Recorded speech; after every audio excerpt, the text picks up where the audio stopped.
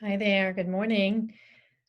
Before we begin on today's content processing call, I invite you to settle into this moment, taking the time to practice this. I am here. I am in this chair, listening to this, engaging in this now. And this chair is in my home. My home is on this street. Name your street. Keep your eyes closed and feel yourself in this place that you are right now as you're hearing these words. My street is in this zip code. My zip code is in this city. Name your city.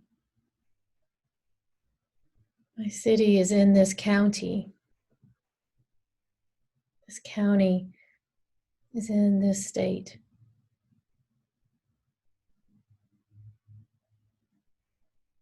This state is in this country, on this continent.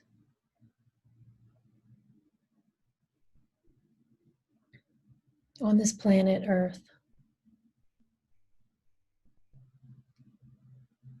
In this relationship with the moon. In this relationship with the solar system.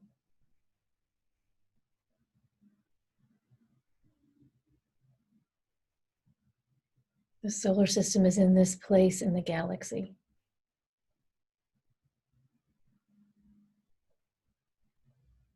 And this galaxy is in this universe. Focus again in on the place you are standing or sitting. In this moment, notice any present emotional state. What is the predominant emotional state in this moment?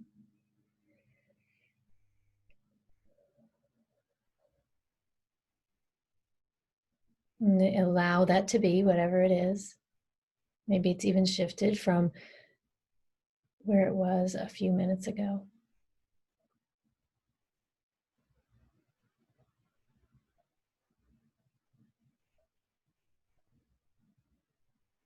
So today we are going to cover a couple of things that's part of the content that you engage with in the modules. And it's certainly something that we talk about when we're in group or we're one-on-one, when we're doing the Q&A calls or one-on-one. So the first thing to remember is this choice that we have in the moments, the choice to be calm, the choice to be at peace, to come into the present situation with ease. You have probably heard me say before that it can feel very much at times in our life that we don't have a choice. And in fact, when we spend a long period of time in an emotional state, that has us believing that we don't have a choice to be calm. I just can't do it. I just can't calm down.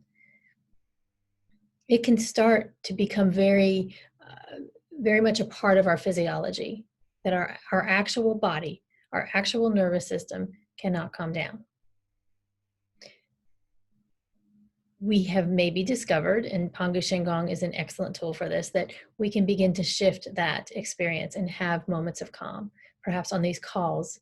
Well, I know that some of you have told me that you feel very calm after the calls or during the calls. So how do we cultivate the experience of getting into that place, experiencing that state in the midst of in the midst of things happening that might jack us up, or maybe nothing is actually right now happening, but we're just in a state of alarm or resentment, overwhelm. some of you may have seen on Facebook, and I maybe even told a couple of you that I decided to sell my house and move recently. And it's all fine, all is well. And there's a lot of pieces to that decision. There's a lot of impact in that decision. There's a lot of real world experience that's part of just making that decision. And it affects more than just me. It's affecting my teenage young adult children as well who live with me. And there's some other things happening at the same time. And I mentioned this to a colleague recently. I have been not really sharing that I was moving because I wanted to get through the issues with the contract, the due diligence and the contract and everything. And I just hadn't been sharing it. And then there's the question of where are you going? Well, actually, I don't know where I'm going. And it's okay. I have a temporary situation, temporary solution, but I haven't located a place to purchase. So my colleague said to me, well, you're handling it really well. Well, that was because I told her the pieces. I told her all the pieces. And I was calm about it. They were just my experience. They are my experience. She said, well, you're handling it all very well. And what struck me in that moment, and I shared this in the larger Facebook groups, and maybe you saw this, but what struck me in that moment is that, well, why would I choose not to handle it well? Why would I make the decision to, freak out, have a lot of anxiety, lose sleep? Why would I choose the alternative? I prefer to handle it with ease and grace and easy peasy decision making, easy peasy solutions. That would be that's what I choose. And it was when she said it to me, I realized that if my community knew all the pieces, if I shared this openly, if I went on Facebook and posted all that was going on, or I confided in some of my, my girlfriend groups, professional and otherwise, about everything that is going on, like it is a lot. Like I can certainly have that story, like, oh my gosh, it's a lot. And I just choose not to put my energy there. I'm going one step at a time. And I trust that I got this. And the way that I'm doing that, I realized in this interaction with her, is that in every moment, that it's not to say that I don't have moments where I go, oh, what am I going to do about that? Or how am I going to solve that? And that, if my kid is spinning about it, there are moments that can take me out of my center. Those are definitely happening. I'm not a Buddha. I'm not a Tibetan monk. And in that moment, I have a choice to come back to this place that I'm standing on the street in this moment. And to remember that my experiences, what happens to me in my life, what comes along my path, it isn't who I am. And I have the choice of whether it defines me or not. So if I can recognize that I spin, come into presence, I am here. This is happening with no emotional story to it. Now, sometimes, of course, with the building's on fire, you need to get out. And so in presence, you get out. You go out of the burning building, or whatever metaphorical situation you want to put to that. Most of the time, the building isn't on fire in our lives, though, right? Most of the time, that is not the case. We don't have a life or death situation in front of us, thankfully. And, we have blessings for that, of course, gratitude for that. And even if you have had burning buildings in your life or the like, it's possible to have a different relationship with that memory as well, so that it doesn't seep into your other experiences, right? It doesn't trigger you in other situations. So what I'm speaking about today is the choice to be calm. Come to this moment. Okay, I feel this emotion. Right now, I am intensely experiencing the emotion of overwhelm. Right now, I'm intensely experiencing the emotion of disappointment. In this moment of now, I am experiencing rage. I'm experiencing profound grief. Allow that. This is a practice that is not only about feeling more at ease, more grace. It actually improves your physiology. So if you have, chronic pain or chronic condition, doing this actually helps your body come online and handle those things. Helps your immune system, helps the neurological system. In this moment of now, I am feeling depressed in a dark and heavy way. In this moment of now, my anxiety is oozing into everything. So acknowledge, allow it, not making it wrong or bad.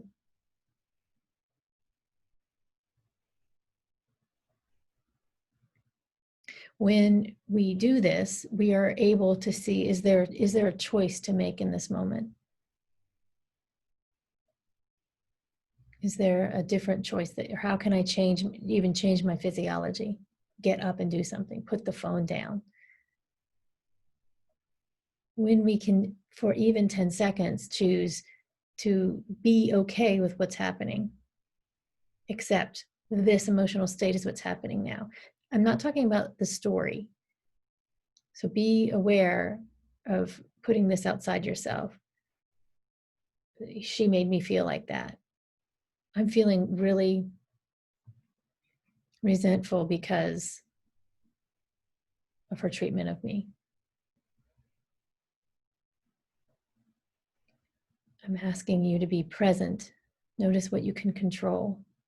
In this moment of now, I feel angry. In this moment of now, I am angry. In this moment of now. In this moment of now, I am profoundly sad. Whatever it is, stay present to it. This is a practice. That's why we call it a practice, because we must practice it to get good at it. So any little place you do this matters. You hear me say this too. What I'm pretty sure about is that most of you listening to this have been on a journey. You have read books. You have had spiritual guidance from your faith in how to do this. And it's been difficult. That's why we're here. That's why we get to work together.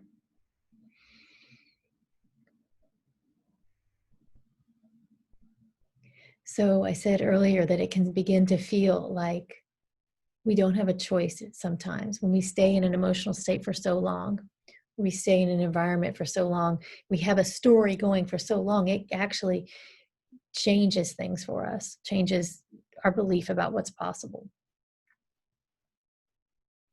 The lenses through which we see the world are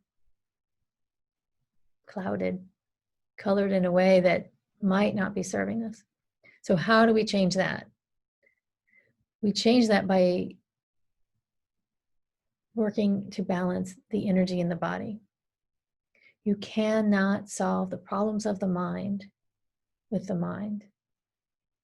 First, you must get calm in the body. Let the body come into balance. Let the organ systems that might be jacked up relax. And that allows the life force to flow, the chi to flow. This is, you know that I don't get into technical things here with this group. It's enough just to know that when we're calm, things in this physical body will work better. And then we're able to choose the tools, choose the different perspective, choose the different path, the different action, the new action. Calm the body. The chi begins to flow and the mind will follow. And this begins with sincere practice in presence. So take a breath into that.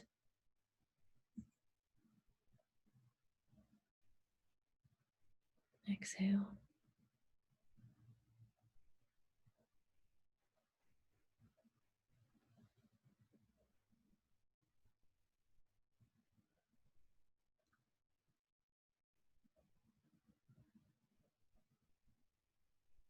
What will shore this up? What makes a difference in shifting things is improving that foundational energy, as I mentioned before.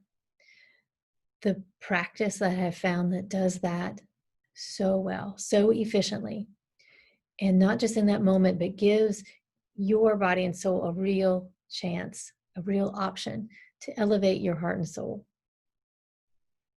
is the Pangu Shenggong that you all have learned.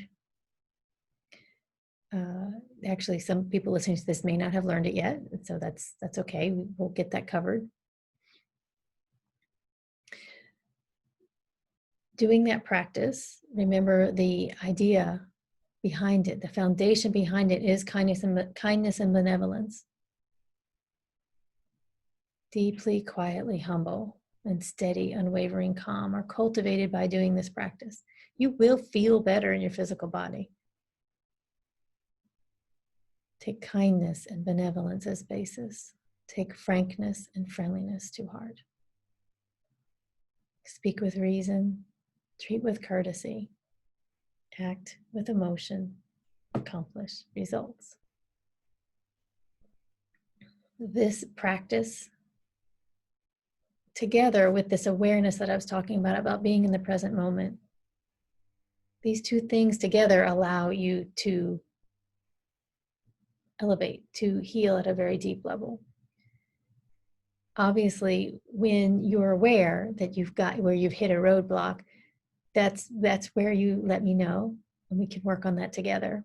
It is useful to have someone outside yourself, because we can get in our own way with our stories and our patterns. There's an original good intention for that, and we're here to enjoy more, to feel better, to have stronger relationships. Okay. So another topic that I wanted to speak with today, beyond this awareness that we have a choice to handle it well. We have a choice to handle the pandemic well.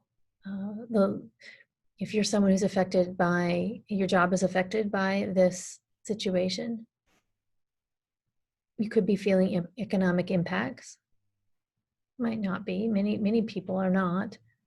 Many people are. This is the reality. And you have a choice about how you go through it, how we handle the suffering. And so I want to switch a little bit about and change to this idea of the actions we can take when we're calm. And I'm going to work today with a couple of the ideas, the agreements from the book, The 4 Agreements by Don Miguel Ruiz. If you haven't read that book, or even if you have, I invite you to pick it up again. He wrote another book with his son called The 5th Agreement. I actually like that one best. I feel like it goes into the first 4, and then it speaks about the 5th agreement in the last part of the book. And agreements are their beliefs, their guiding principles, perhaps. And we decide what they are. And so the first agreement that is spoken about in this book, which is really just the sharing of ancient wisdom from not just his culture, but this is very common to hear these sorts of teachings in the other face of the world today. So the first agreement is be impeccable with your word. And this is the word that you say to yourself, and this is the word that you say outwardly too. And I would go even further to say that this also has to do be impeccable with your actions. This would be a similar interpretation of that first teaching. So why is this important? Certainly it affects relationships, right? There's the logical level, when you are in integrity with your word and with your actions, you have people can depend on you. They can trust that you mean what you say and that you say what you mean. And that it's, to the best of your knowledge, it's correct, it's truthful. It's also not meant to manipulate. So what I wanted to speak about, it's pretty, most people understand the concept of being impeccable with your word.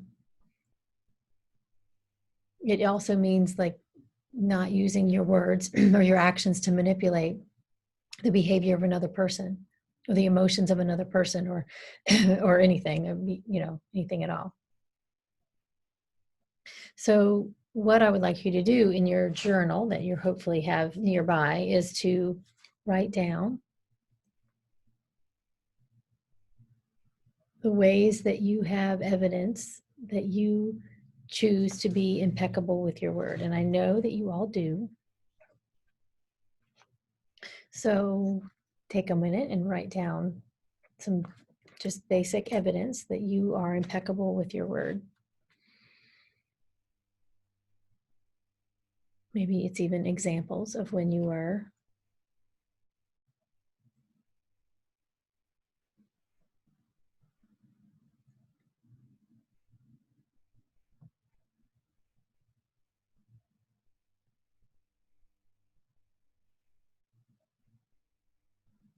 Most of us on this planet have the intention of choosing this, to be in integrity with what we do and say. Even if other people might not judge it to be in integrity, from the place that we're operating from, we have that intention most of the time. We can argue and say that there's exceptions, that some people might not, might have, ill will in mind. And certainly, certainly that happens. It even happens to the most well-meaning people. Passive aggressive, right? Or aggressive. So what I'd like you to do next is to breathe in and breathe out.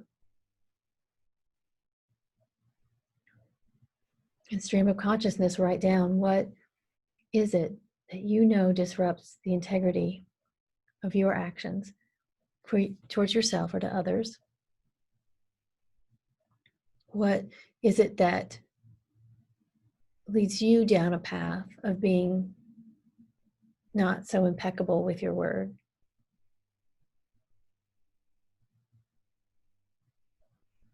So for some of you, this will be, you'll start off on a surface level. You'll think about a time where maybe you knowingly lied to someone, or you go into a certain situation and you'll look at why that happened. But I invite you to go even deeper and look at what was being disrupted in that moment that led you to make that decision. And I'd like you to do this with a very open heart, with a heart of grace and forgiveness for yourself. We have to look at this. Well, we're invited to look at this.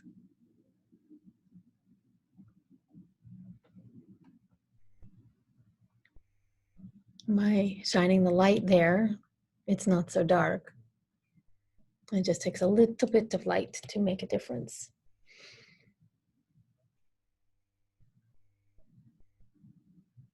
What is it that's derailed you from being impeccable with your word or your actions towards yourself or to others?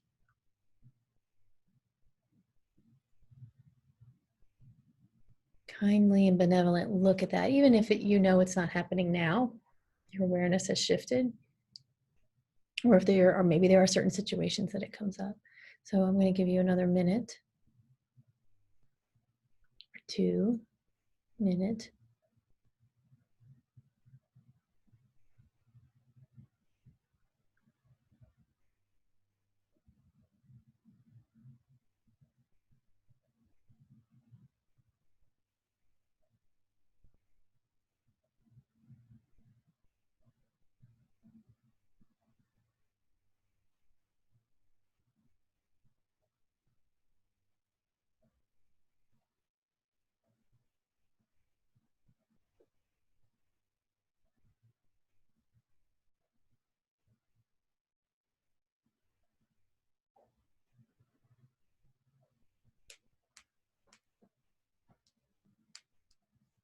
Okay. Thank you. It's a lot of energy in what we're doing. So I appreciate your presence in listening to this, listening to it now. So take a deep breath, and places where it may have stirred up some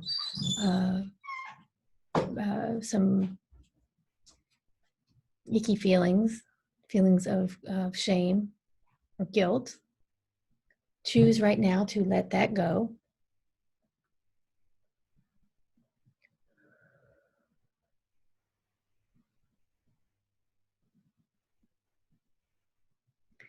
And I'd like for you to, we haven't done this in a while in this group, but I'd like for you to take a piece of paper or the same paper you've been writing on and write the words, or write the word grace down your page like this. Looks backwards to me. Hopefully it's not backwards to you. So you're writing it in a vertical fashion with G at the top and E at the bottom, grace. And I invite you right now to do an acrostic poem with that word. So whatever, just conjure up what that word, how that word feels for you. Grace, what this means for you. And just begin as quickly as you can to write out words that start with each of those letters. If you get stuck on one, just go on to the next one. I will give you another minute here to do this. Some people do this in a minute, and sometimes it might take 5 minutes. But I'm going to give you a minute now to do that and see what you come up with. This helps us move this energy out.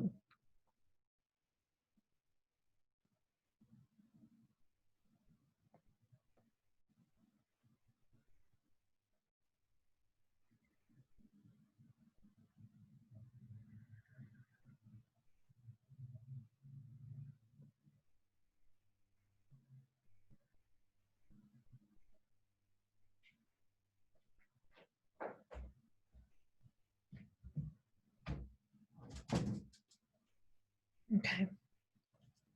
So finish your grace acrostic later. I'm going to invite you to post it in the group, the bigger group, to let other people see that too. So when we're looking at this, why we sometimes come out of integrity, why we are not always impeccable with our word. And, you know, I will just say that there is, I believe that there is a category of being impeccable with your word, which means that you don't say something, you don't share something.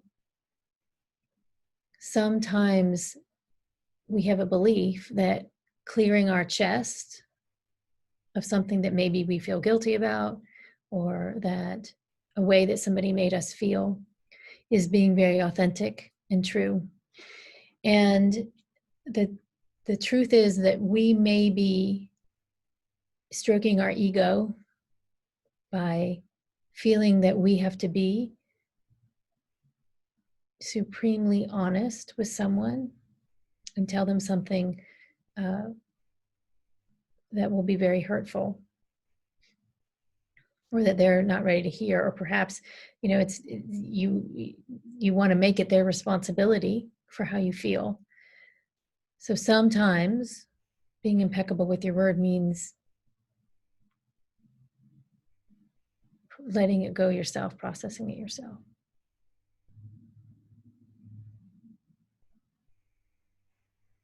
So I can see how, just ask me if you have any questions about that. I am not talking about that I'm not saying it's okay to deceive people.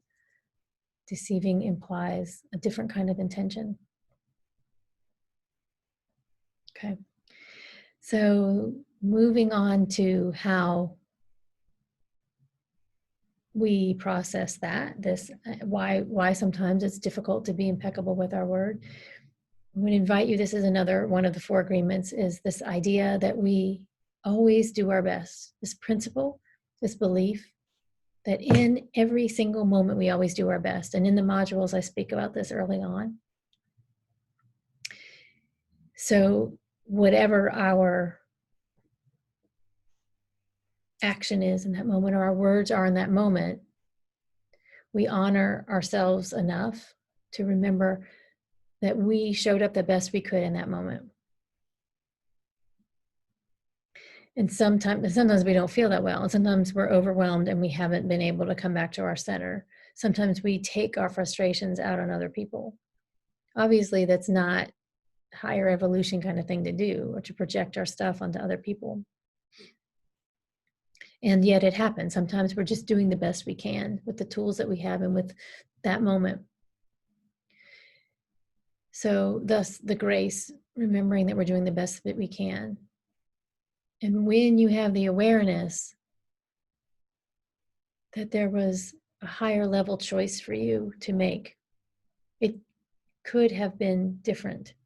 It could have been processed in a different way, maybe with a more open heart, or with less ego in it. When we have that awareness, then take the actions to move towards the more life-affirming place. But in that moment, honor that you, me, and actually everyone is doing the best that they can with what they have, with their experience. And my teacher and I were having a conversation about this. I said, well, how, if we honor that everyone's doing the same, why don't we just all just stay right where we are? Meaning everyone is doing the best that they can, and that they are perfect. They have been created perfect. They have everything they need. And my teacher said, well, right. We are born with grace. We're born with options. And the option is, do you want to evolve or not? Do you want to stay in suffering or not? It's a choice, right? It's totally fine to not evolve in our lifetime, to stay in suffering. It certainly happens to many people that their life circumstances begin to define who they are, and inside their cognitive mind. And yet many people have realized that there's a choice to wake up. There's a choice to heal deeply the emotional pain.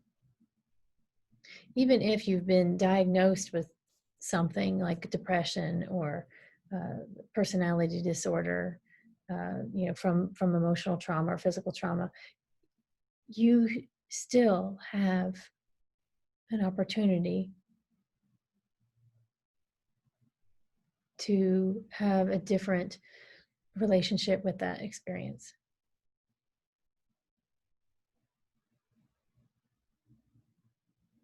Take a breath in, breath out.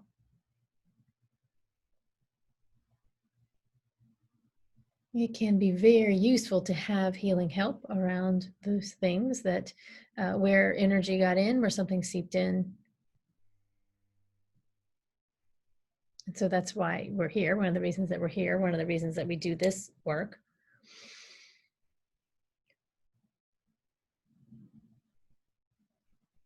So finish your acrostic later if you didn't already finish it. Post it. It'd be so great if you would post it. I will post mine as well. And if you have any more insights in why sometimes we come out of integrity with our word, we don't always choose impeccable behavior. This is a judgment, right? And sometimes, and I'm not even talking about how other people would judge your behavior and your words, talking about how does it feel to you?